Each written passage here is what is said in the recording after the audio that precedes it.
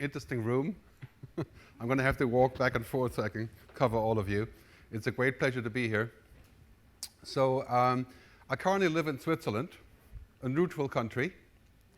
I was born in Germany, so if I speak about perfection, I know what I'm talking about.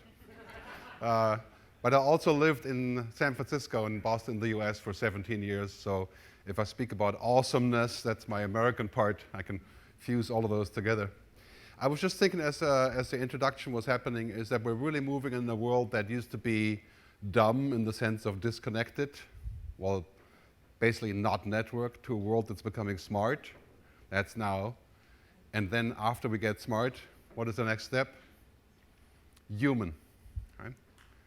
Because this is the interesting part, what's happening with automation and robotics, is that it's going to force us to figure out what it means to be human. Because if we actually are, in the end, reducing the workforce by, some people say, 50%, that sounds like it's going to be great for the margin and the efficiency, right, and the profit, but it changes the entire makeup of society. And then, in addition to this, of course, all of us will live to be older. Our kids are very likely to live to be 90 or 100 as a default, right? I mean, we're gaining currently 8 hours a day of longevity. That's 1/3 of a year in 1 year. Mind-boggling, right? And the whole possibilities of, for example, genetic engineering.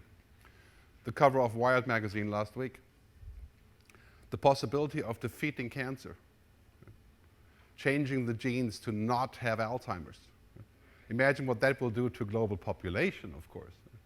So lots and lots of issues for business and for society. I will touch on those today. We're going to distribute the PDF later on through the app, I think. And we'll also take questions, of course, through the app and actually in person as well. We can take questions in person. That's still possible also. I have quite a few slides, so we're also going to do some polling to get your opinion on things. I currently focus my work as a futurist on these very simple things here. Most people think that a futurist is somebody who can predict the future, or is trying to, or of course that would be ludicrous to do that. I think there are some people who could do that, like Alvin Toffler and really brilliant people, Ian C. Clarke and so on, and maybe Ray Kurzweil. My work is on foresights. And foresights is what we all have if we had time to listen to them. There's a great saying in China, every time I speak in China, people are saying, well, basically, if you want to know about the future, ask your children. Well, it's obvious, kids don't have to make money.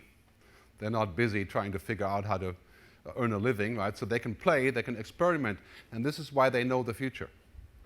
So my work's about foresights, it's about observations. And before I get going, I would like to encourage you also to spend 3 to 5% of your time on foresights, which is to look at what's happening, observe, and work about 5 years into the future. If you do that, your job will be safe.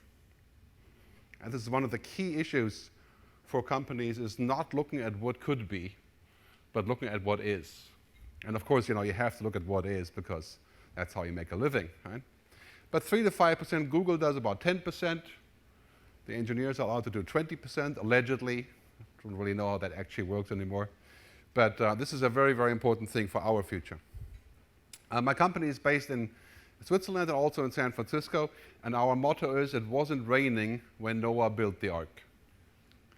And that is so true for many of our customers, our clients. We have over 200 clients going from Samsung to Sony to newspaper organizations and consumer brands and consulting companies, many others. Right? And so basically the idea of saying, let's take a look at what's happening by 2020 so we can develop a plan how we can be part of that future. I'll give an example. 6 years ago, we did a brainstorming workshop for the CEOs of a really big German automobile brand, a car brand. Right? And all the CEOs of the different divisions were there. 6 years ago, we said, okay, basically it's quite clear, self-driving autonomous cars, electric cars, shared cars, public cars, that sort of thing that we have today. And what we got was laughter, just flat out laughter. Well, guys like us, we like fancy cars, right? So we buy fancy cars. You can't possibly imagine that somebody would want to share a Tesla self-driving car through an app or something, which is basically is the topic number one today. Every single car company in the world is looking for electric vehicles, right? For patents, for ideas for public cars and so on, right? That's a huge shift.